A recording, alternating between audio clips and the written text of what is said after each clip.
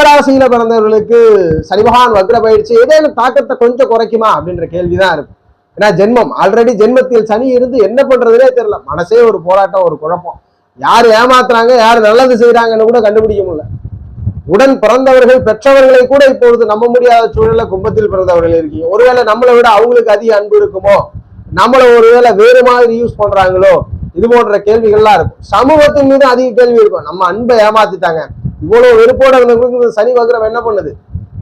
அதே வெறுப்பதான் மறுபடியும் கொடுக்குது. ஆனால் இப்பொழுது நீங்க ரியலைஸ் பண்ண போறீங்க, யாரு நல்லவர் யாரு கெட்டவர் ரியலைஸ் பண்ண போறீங்க. ஏன்னா 7ஆம் இடத்தை சனி வக்ரகதியாக பார்க்கிறார். இது ஒரு விசேஷமான அமைவு.